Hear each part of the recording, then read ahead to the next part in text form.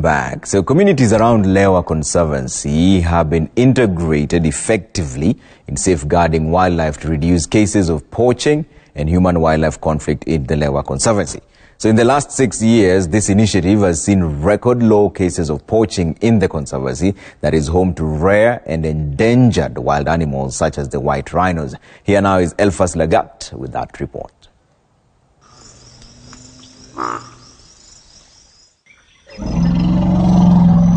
The lion rules the jungle. But every once in a while, even he has to run for dear life. At least when faced with a threat in the form of an angry herd of buffaloes, the lion is forced to flee to escape the charging buffaloes. Such are the thrilling scenes here at Lewa Conservancy, home to the Big Five.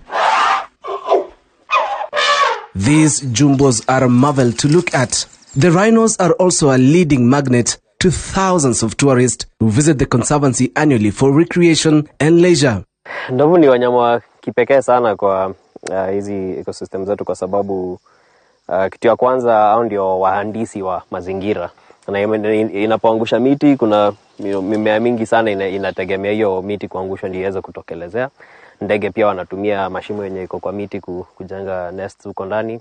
Wonder what we're going to see, and it's always exciting, and at the moment we can see a rhino, which is wonderful, and and then as lunchtime comes along, more and more animals come down to the waterhole, and now we just feel very, very privileged.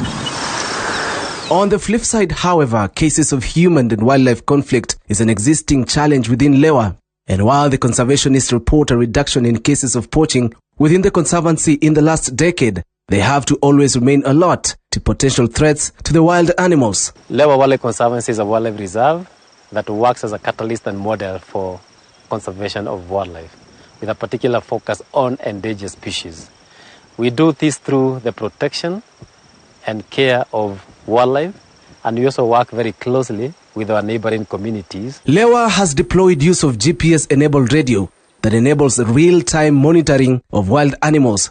Rangers are deployed to different parts of the Conservancy and can relay information of any dangers or emergencies as they occur. Even if someone calls in, maybe from the community or from the field, there is someone there to help whoever is calling in.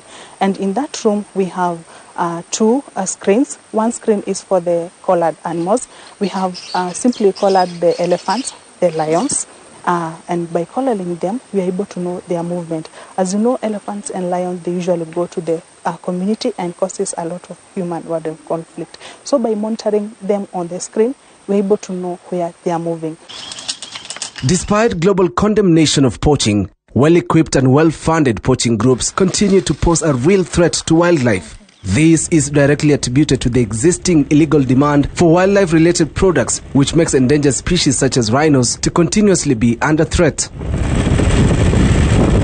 Lewa Conservancy has continually adapted to the threat of poaching, which is constantly evolving, and are now using unique tracking devices on lions, elephants, and rhinos. The tracking devices provide real-time geolocation of the wild animals. So when you go to the field, you'll find maybe a family of 10 elephants or even more.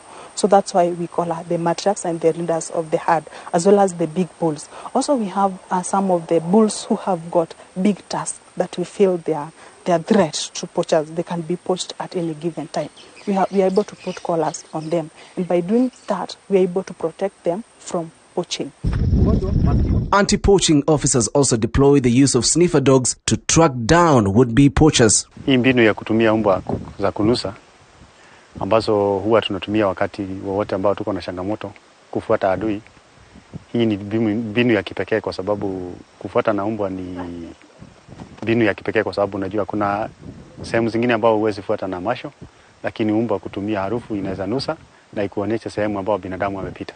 Over the years, Lewa Conservancy has harnessed modern means of safeguarding wildlife for the present and the future by continuously minimizing human and wildlife conflict between the animals and the communities. By allowing pastoralists graze their animals on select areas of the Conservancy, safeguarding wildlife is now a mutual responsibility shared by the locals and the rangers in Lewa. Lewa Conservancy inherent objective remains to protect critical habitat, year-round water resources, and a wildlife corridor that connects Mount Kenya to the Kenya's northern rangelands. The local communities now strive to protect habitat for the animals, all too aware that such initiatives are also beneficial to them. The Conservancy is also obligated to protecting the migratory species. It has spawned a movement in protected area management through a combination of community and private conservancies to ensure posterity for priceless flora and fauna. Elfas Lagat, Citizen TV, Lewa Conservancy.